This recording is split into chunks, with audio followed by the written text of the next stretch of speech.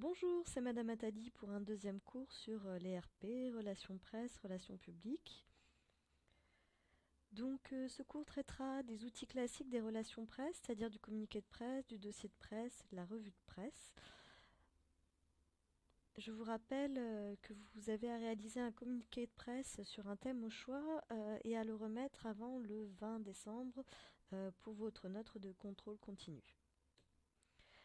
Alors tout d'abord, on va parler du communiqué de presse. Donc le communiqué de presse, c'est vraiment l'outil de base des relations presse. Ça délivre rapidement une information qui est structurée sur le modèle des dépêches d'agences de presse. Le but du communiqué de presse, c'est d'alerter les médias sur un sujet ou d'annoncer un événement dans le but que les journalistes le traitent. Il va servir aux journalistes intéressés en leur fournissant les informations essentielles. Et si les journalistes veulent creuser l'information, ensuite ils vont se mettre en relation avec votre service presse ou alors avec votre attaché de presse pour pouvoir aller plus loin, réaliser éventuellement des interviews dont on reparlera à la fin du cours ou autre. Alors les avantages du communiqué de presse, c'est simple, c'est peu coûteux, c'est assez facile à faire. Euh, les inconvénients, les journalistes sont très sollicités, ils reçoivent plusieurs dizaines de communiqués de presse par semaine, donc il est assez difficile de sortir du lot.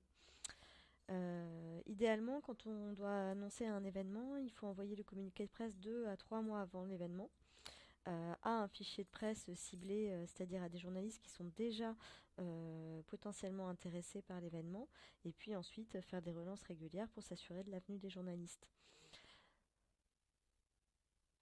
Alors comment ça se présente un communiqué de presse? Un communiqué de presse, ça comprend des rubriques obligatoires. La première, c'est une en-tête. La première, c'est une en-tête qui est clairement identifiée communiqué de presse et assortie d'une date afin que les journalistes puissent identifier exactement la sortie de l'information. Ensuite, le communiqué de presse, il a un titre accroche, c'est-à-dire un titre qui va donner envie aux journalistes d'aller plus loin dans la lecture du communiqué de presse. Comme je vous ai dit précédemment, c'est déjà un petit peu compliqué de sortir du lot, donc il faut vraiment que ça donne envie. Ce titre, il doit être dans la tendance, dans l'actualité, afin d'attirer l'attention, et il doit en même temps synthétiser l'information que vous allez transmettre dans le communiqué de presse. C'est pas la peine de faire un titre qui n'a rien à voir juste pour intéresser le journaliste, puisqu'il sait lire jusqu'au bout, donc il va vite faire la différence. Ensuite, l'information sur le communiqué de presse, elle doit être développée sur une page maximum. Les journalistes sont très sollicités, comme je vous l'ai dit, et donc ils ne vont pas lire plus d'une page. Ça doit être fait de manière simple, compréhensible et structuré en paragraphes de manière logique et narrative. Pour vous dire ça autrement, il faut leur raconter une petite histoire qui soit compréhensible par tous et qui donne envie de connaître la fin. L'information qui est dans les communiqués de presse, évidemment, elle doit être réelle, des faits précis. On ne fait pas un communiqué de presse pour pousser un coup de gueule ou donner ses impressions. On est vraiment dans le travail d'information, donc il faut que les choses soient vraiment vérifiables et vérifiées. De même, dans un communiqué de presse, on évite d'aller au-delà de 3-4 informations par communiqué. Mieux vaut faire des communiqués différents à 15 jours d'intervalle ou un mois, plutôt que de mettre trop d'informations dans le communiqué de presse qui va brouiller le message par rapport au journaliste et qui ne va pas lui donner envie de traiter votre sujet. Éventuellement, vous pouvez, pour le rendre plus joli, y intégrer des visuels. Par contre, si vous mettez des visuels, il faut bien penser à les avoir en haute définition, parce que si vous vous adressez par exemple à la presse papier, ils peuvent vouloir illustrer leur article par les mêmes visuels et donc ils auront besoin d'images en haute définition. De même, pour appuyer votre communiqué de presse, c'est bien de citer 2 à 3 chiffres d'exemple ou éventuellement un court témoignage. Voilà, ça permet de soutenir le propos. Et enfin, à ne pas oublier à la fin, mettre un contact presse, évidemment, pour pouvoir permettre aux journalistes de vous contacter. Je vous invite à regarder la petite vidéo qui s'appelle Comment rédiger un communiqué de presse efficace. Elle vous donnera des informations complémentaires à ce que je viens de vous dire pour réaliser votre communiqué de presse qui compte pour le contrôle continu. Voici deux exemples de communiqués de presse. Donc on voit bien l'intitulé communiqué de presse en haut des deux. L'un en haut, celui de gauche en haut à gauche, et puis l'autre juste au-dessus de la date. Ensuite on voit bien le titre aussi. Donc là c'est l'accroche, elle est sur celui du concours national de création d'entreprise. L'accroche, elle est à la fois dans le concours national et dans un record historique pour cette année. Euh, Celui du Téléthon, vous voyez que c'est l'annonce des prochaines dates du Téléthon et notamment de l'équipe du Loir-et-Cher. Ensuite, un petit développement assez structuré en paragraphe pour les deux. Et enfin, en bas, vous voyez les contacts presse qui permettent d'ouvrir. Donc on est vraiment dans le modèle typique des communiqués de presse. Alors, en complément du communiqué de presse, les journalistes ont souvent besoin d'un dossier de presse. Alors, le dossier de presse, c'est une ressource documentaire complète, c'est-à-dire que ça contient absolument toutes les informations nécessaires à un journaliste pour pouvoir écrire sur une organisation, par exemple, ou sur un événement, un historique, des documents qui retracent les réalisations, les grandes dates, enfin voilà, tout ce qui peut servir à un journaliste pour la rédaction de ses articles. Euh, Si le dossier de presse est réussi, dès la première page, vous devez attirer l'attention des journalistes et leur donner envie d'écrire sur le sujet que vous défendez dans le dossier de presse. Un dossier de presse, c'est vraiment un outil, ça doit être cohérent avec l'image de l'entreprise.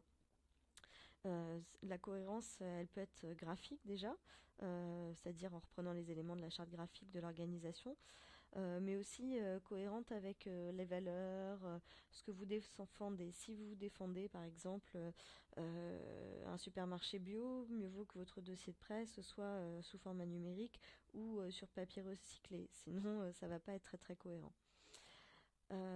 Enfin, le dossier de presse, donc comme je vous disais, peut être en version papier, mais il est de plus en plus fréquemment en version numérique. Ça facilite l'expédition et puis ça permet de le garder très longtemps. Il comporte en moyenne de 5 à 15 pages. Et contrairement au communiqué de presse, c'est quelque chose qu'on va garder sur le long terme. En général, on le garde pour au moins un an, puisque c'est actualisé annuellement. Et ça permet de le reconsulter à chaque fois qu'on a un travail, enfin que les journalistes ont un travail à réaliser sur le sujet en question. Alors comment c'est présenté? Un peu comme le communiqué de presse, il y a des rubriques imposées. Le premier, c'est un communiqué de synthèse, c'est-à-dire un petit communiqué qui va être daté, qui va donner le titre du dossier et qui va reprendre en fait les différents messages et angles développés dans le dossier de presse.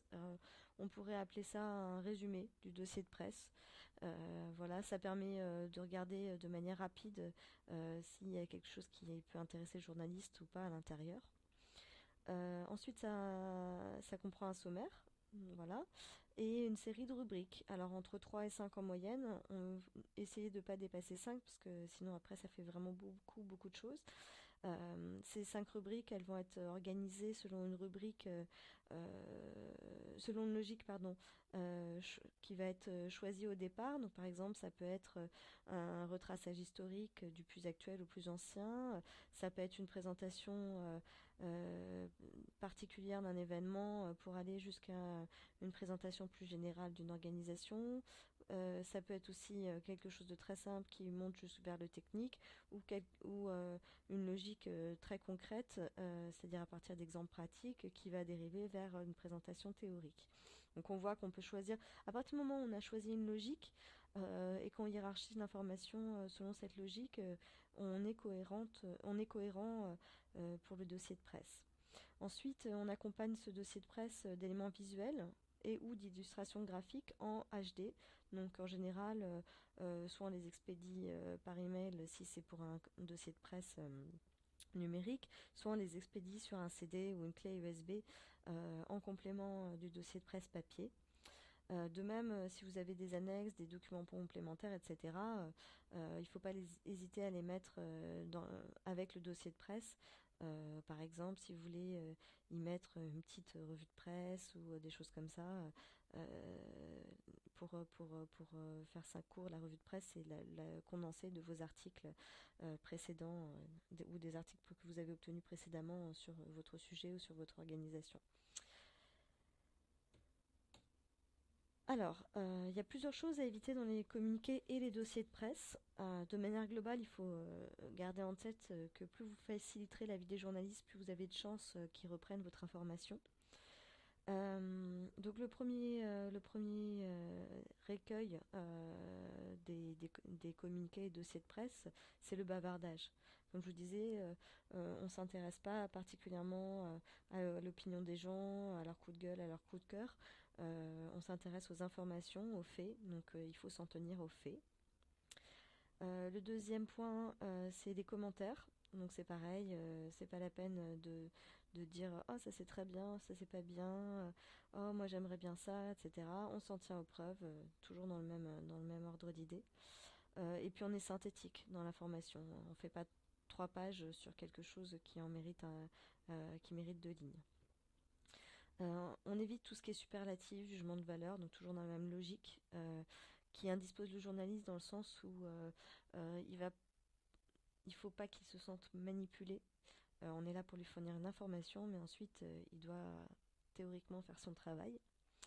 Euh, on évite aussi tout ce qui est jargon ou termes techniques. Alors quand vous êtes par exemple journaliste scientifique, vous pouvez effectivement comprendre des communiqués de presse scientifiques, mais jusqu'à un certain point vous n'êtes pas vous-même un scientifique.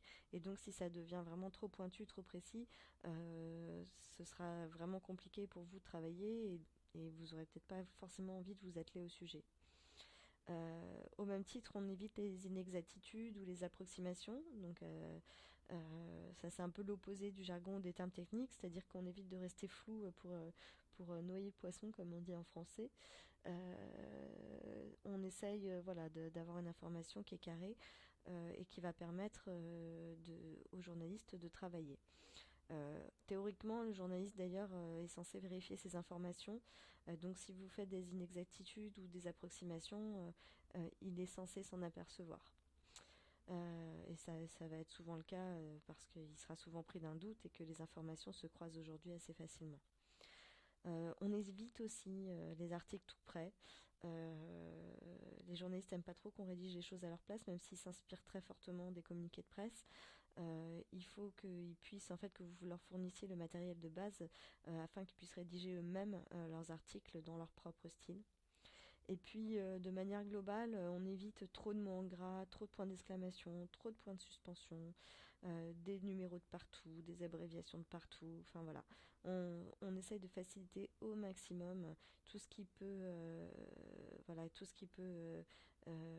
aider le journaliste à réaliser ses articles. Euh, je vous ai mis en pièce jointe un petit article qui vient de l'ADEME qui s'appelle Dédramatiser les relations presse, qui m'a paru assez intéressant et qui fait un petit panorama global de la manière dont on peut gérer le journaliste sans s'arracher les cheveux. Voici un exemple de dossier de presse. Donc ce dossier de presse, c'est le dossier de presse de L'eau vive, mon magasin bio. Donc vous voyez que le dossier de presse est daté, c'est un dossier presse 2012 et que sur la page d'accueil déjà vous avez quelques chiffres clés, 33 ans d'expérience, 31 magasins bio, et puis les grandes rubriques qui touchent à ce magasin. En deuxième page, donc la page qui est donc en partant de la gauche, la deuxième, en allant vers la droite, vous avez un sommaire, une introduction donc, qui est le fameux communiqué de synthèse qui va résumer un petit peu le contenu du dossier de presse. Et puis ensuite, vous voyez que vous avez différentes pages qui contiennent des présentations, des visuels, les différents points qui sont évoqués, qui concernent le magasin au vive et qui permettent voilà, d'avoir une vision assez globale de ce qu'est ce magasin avant de pouvoir en parler. Je retourne sur la première page, vous voyez en bas de la première page, donc en bas à gauche de mon image, le contact presse. Donc bien évidemment, on n'oublie pas le contact presse dans le dossier de presse. En complément par exemple d'un communiqué pour l'ouverture du magasin ou pour le lancement d'une nouvelle gamme de produits ou pour des promotions, bah, ce communiqué de presse est très très bien adapté. Quelques zooms sur les d'autres outils qui concernent les relations presse. Donc la revue de presse, j'en ai un petit peu parlé déjà. Donc c'est la compilation des différents articles qu'on a déjà eus. On met en général les articles des plus gros titres de journaux, c'est-à-dire de la presse nationale ou internationale en premier, et ensuite on essaye de mettre des crescendo les titres. Rien ne sert de mettre des articles de journaux qui datent il y a 10 ans. Il faut quand même rester un minimum dans l'actualité, donc remonter sur 2 ans, mais 2-3 ans maximum, mais pas plus. Ensuite, dans les autres outils des classiques des relations presse, on a la conférence de presse. Donc, c'est le fait de réunir plusieurs journalistes dans un lieu et à une heure donnée. Et comme ça, vous allez leur transmettre une information qui va être préparée et pouvoir répondre en direct à leurs questions. On fait souvent ce genre d'événements, soit pour le lancement d'un nouveau produit, pour les grosses entreprises, pour la présentation des comptes annuels, ou éventuellement en réponse à une situation de crise. Un autre outil classique des relations presse, ça va être l'interview. Donc elle peut se faire en tête à tête ou en table ronde avec plusieurs journalistes. Les journalistes aiment bien cet exercice puisque ça permet en fait de développer une information, de creuser et puis d'obtenir une information riche et exclusive et qui va être rien qu'à eux puisque c'est eux qui ont réalisé l'interview. Évidemment, une interview, ça se prépare, donc on travaille un peu en amont avec le journaliste pour savoir quelle thématique il a envie d'aborder et on se coach un peu d'un point de vue communication pour éviter de dire des bêtises parce que si vous voulez pas euh, que ça tombe à plat, voilà, dans la presse. Je vous ai mis en pièce jointe une petite vidéo qui s'appelle Comment faire une interview, voilà, qui vous donne quelques conseils pratiques aussi en complément de ce cours. Et puis enfin, le voyage de presse. Alors ça, c'est vraiment le top du top des relations de presse. C'est-à-dire que si vous avez les moyens, vous pouvez les emmener directement dans un lieu donné pour leur faire voir quelque chose. Donc ça peut être une usine pour leur faire voir un nouveau processus de fabrication. Ça peut être une invitation à la première d'un spectacle. Enfin voilà, ça peut être tout et n'importe quoi. À partir du moment où vous prenez en charge complètement les journalistes, vous sécurisez leur voyage. Donc évidemment, ça coûte assez cher et en général, ça a pour but d'avoir des articles de fond qui vont faire plusieurs pages et un retentissement un petit peu plus profond dans la presse. Voilà. Si vous avez des questions, vous pouvez me contacter à cours.communication.ilsi@gmail.com.